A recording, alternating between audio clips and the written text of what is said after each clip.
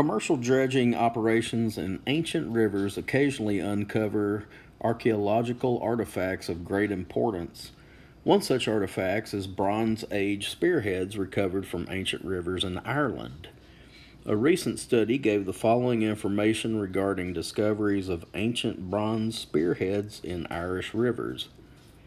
Okay, so we've got a chart with the names of the rivers across the top row, number of spearheads found in the second row, a Pareto chart for these data. Now, the bar graphs are labeled with their categorical name. For this problem, it's their name of the river. That's the horizontal axis.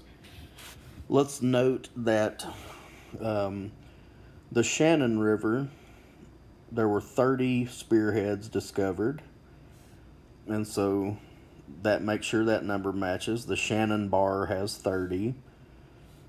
The Ban River, or Bon, I'm not sure how it's pronounced, there were 19 spearheads discovered, and that's the next. Now, one thing that's special about the Pareto chart,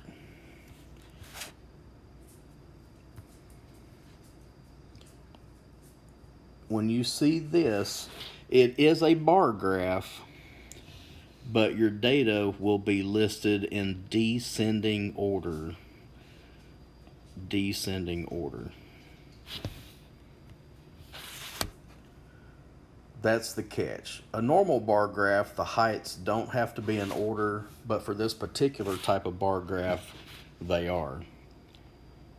When you total the number of spearheads found,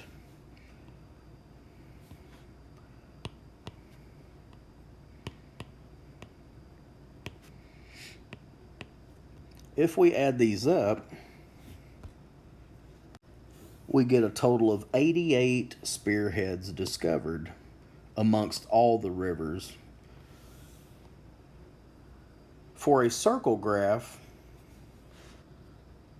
you take each category, and for the River Shannon, we had 30 out of 88 discovered.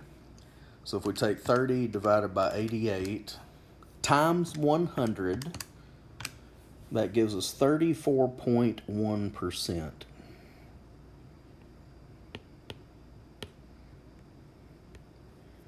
Do that for all the rivers,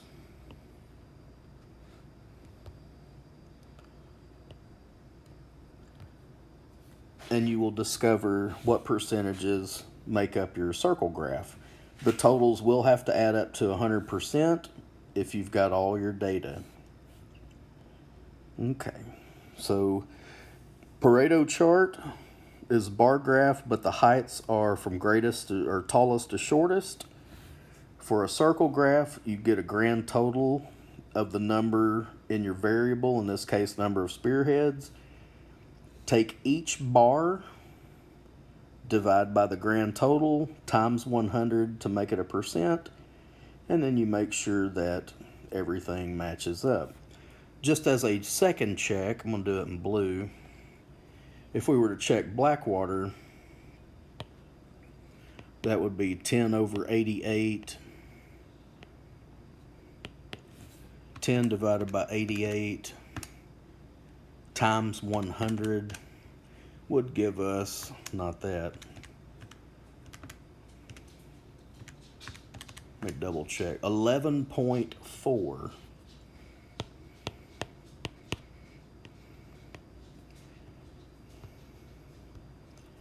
And that's just further evidence that this would be our circle chart.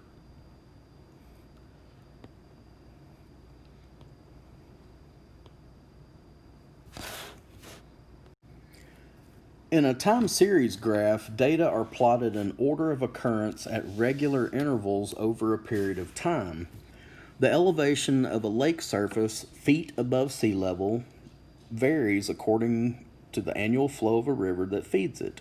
A geological survey provided the following data from equally spaced time intervals over a 15-year period. we were asked to, and in your homework, all the circle graphs, bar graphs, time series graphs, they are multiple choice. It's just, I wanted to make sure we had some examples of each type to look at in your videos, and that would help you with your homework. Basically, the time period and elevation, each row makes up a point that you would plot. For example, the very first row is 1 and 2795, which would correspond to that dot.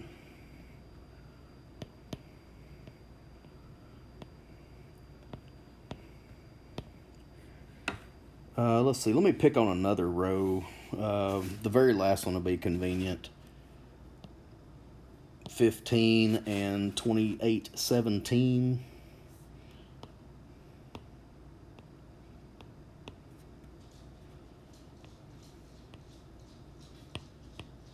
But it's just that easy. There are a lot of rows, so I'm not going to go through the pressure of plotting all 15 of those coordinates.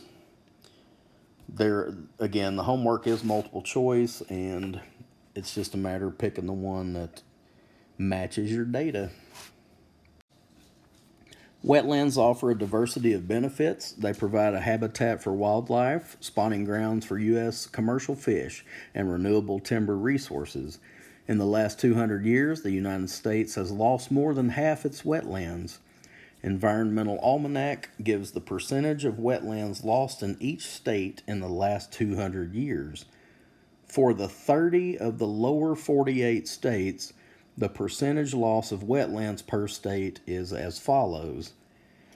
We're asked to make a stem and leaf display of these data. Use the tens digit as the stem and the ones digit as the leaf. Now there's only one number I see that's a single digit, 9. So that one's going to have a stem of 0 and a leaf of 9. Most stem and leaf plots have a key. It is totally appropriate to make a key. Let's see. A 1/7 is equal to 17. Okay, now let's go back through these 48 values and look at all the teens. Now I'm going to go ahead and cross through these, but at the end of this slide I am going to erase all my marks. So we've got the 9 out of the way. Let's look for some teens. There are none. There are 20s. We have 24 and a couple of 27s. In order, 24 and a couple of 27s.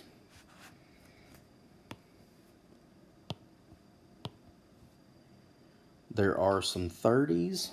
Let's go through. We've got 35, a couple of those, 3 of them actually. There is a 33, so I've got 33. 1, 2, 3 35s.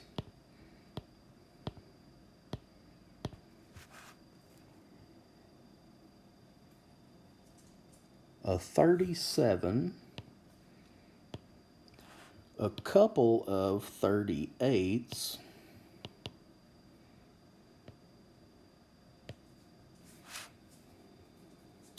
And let's see, I think that does it on the 30s. Now let's move up. The 40s.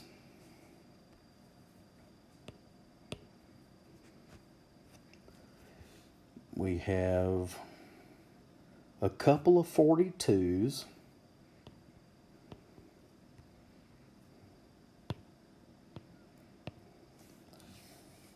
3 45s.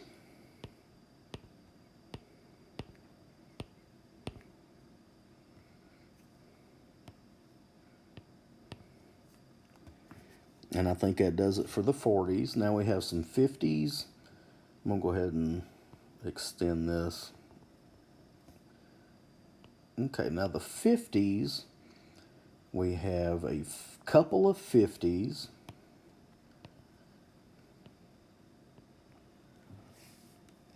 a couple of 51s,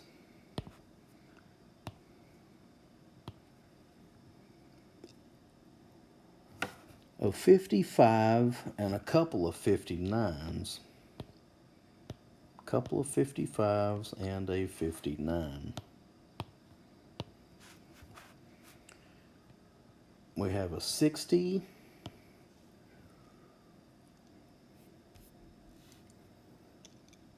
a 71. Oh, we also have a 68. Almost missed it. A 71, 83, 87,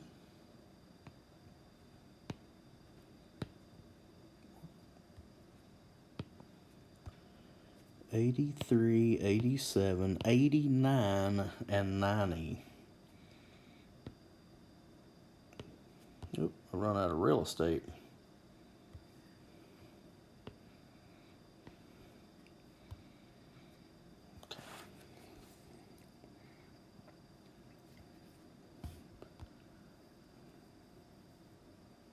All right, let me go ahead and erase these marks back off of the 48 data points.